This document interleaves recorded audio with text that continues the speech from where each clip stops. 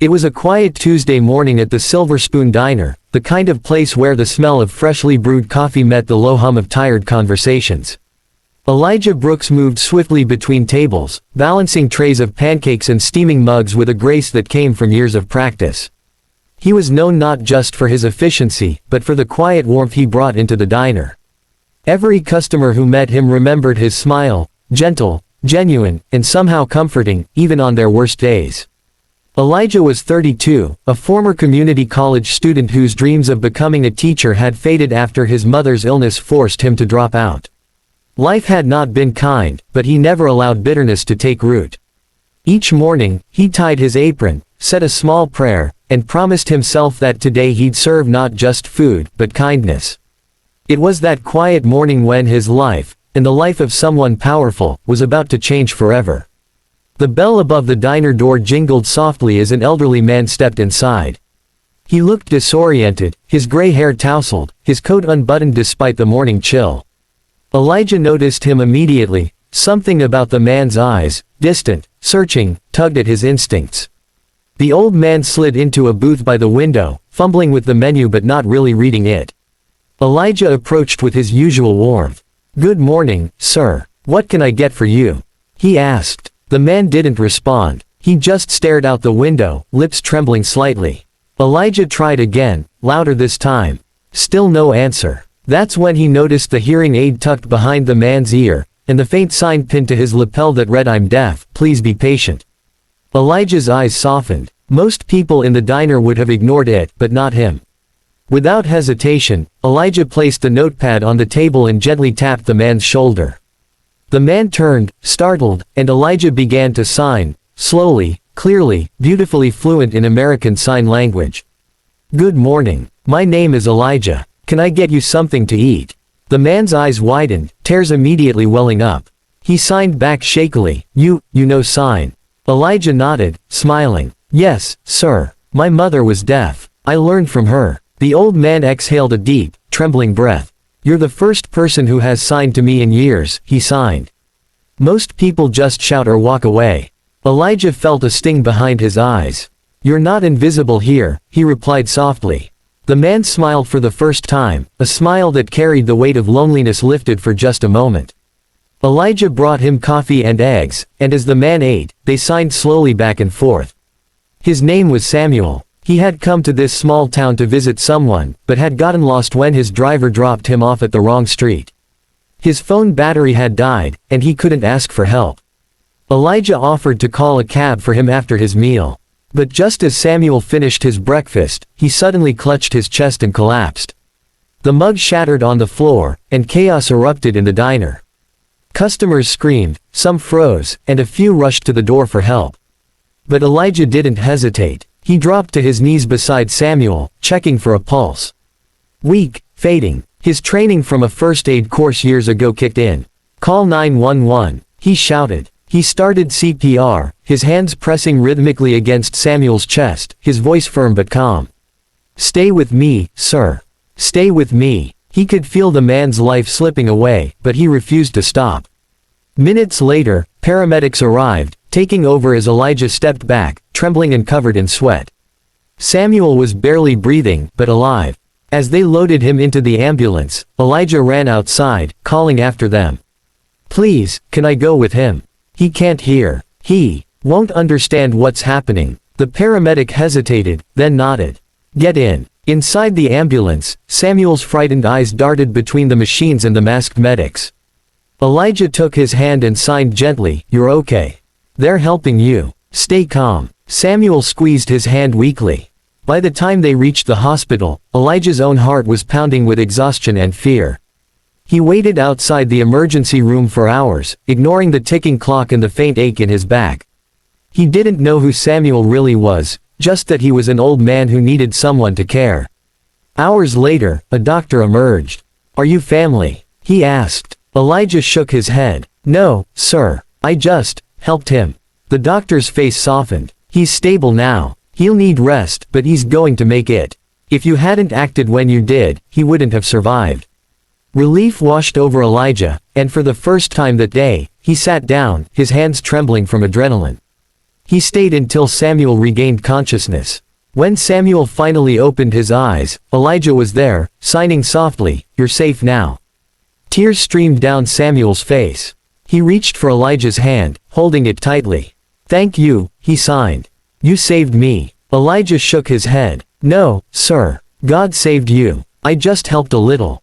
Samuel smiled weakly, but his eyes said more than words ever could. The next morning, Elijah returned to work. The diner buzzed with gossip about the heroic waiter, who saved a man's life, but Elijah didn't care for attention. He just wanted to know that Samuel was okay. 3 days later, a sleek black limousine pulled up outside the diner.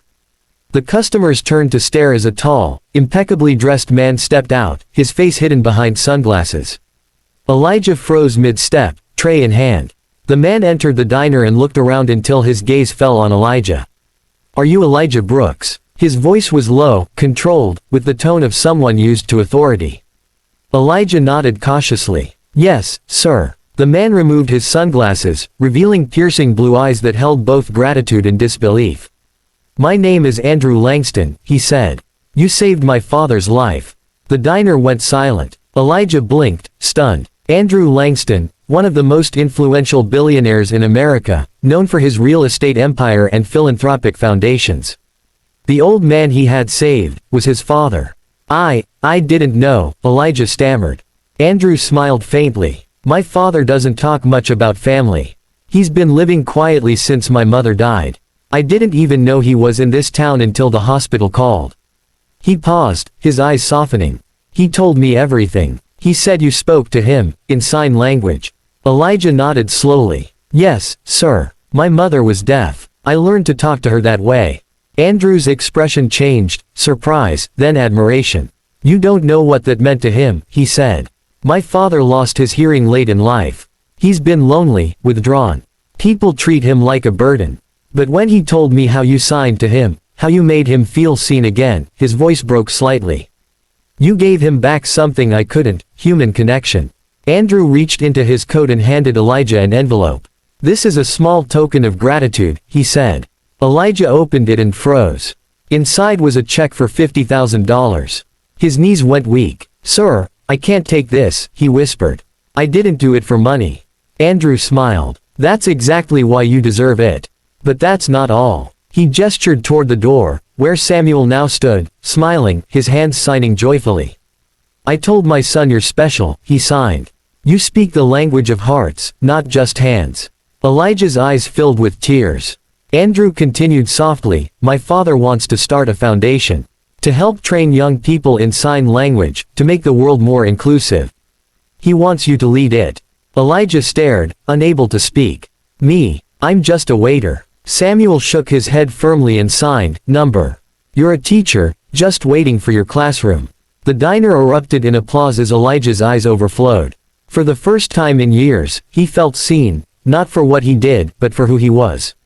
Weeks later, Elijah stood at the grand opening of the Hands of Hope Foundation, standing beside Samuel and Andrew. Cameras flashed, journalists asked questions, but Elijah remained humble. When asked what inspired him, he said simply, "Kindness doesn't need wealth or fame, it needs heart. My mother used to tell me, the world listens when love speaks, even in silence." The audience fell silent, deeply moved. Samuel, standing beside him, signed those same words proudly, and the crowd echoed them aloud. In the months that followed, the foundation flourished.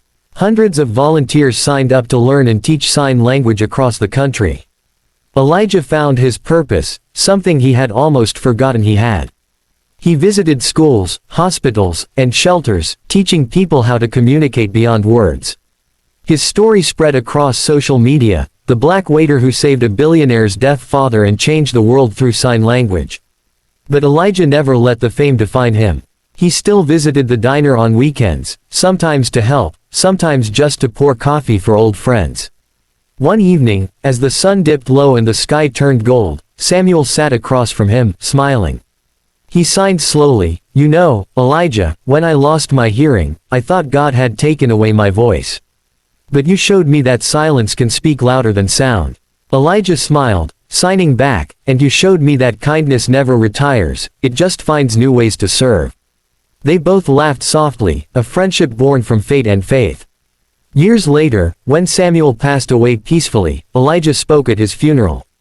He signed his eulogy so that the deaf attendees could feel his words, and he spoke aloud for the rest. Samuel taught me that love doesn't always come wrapped in noise. Sometimes, it's quiet. Sometimes, it's a hand reaching out in silence that saves a soul. He paused, looking at Andrew in the front row, tears streaming down his face. And to Andrew, thank you for showing me that one act of kindness can echo across generations. As Elijah stepped down, the crowd stood in silence, then slowly began to clap, first softly, then thunderously. The sound filled the air like a hymn. Elijah looked up, tears glistening in his eyes, and whispered to himself, "Mom, I hope you can see this." A gentle breeze brushed his face, as if in answer. That night, Elijah walked out into the cool evening air, the city lights flickering around him. He no longer wore an apron but carried the same purpose in his heart. His life had changed because he chose compassion over convenience, humanity over indifference. And somewhere in the distance, he could almost hear his mother's voice in memory, saying, "The world doesn't remember what you take, Elijah, it remembers what you give." And he smiled, knowing that was all he ever needed to give.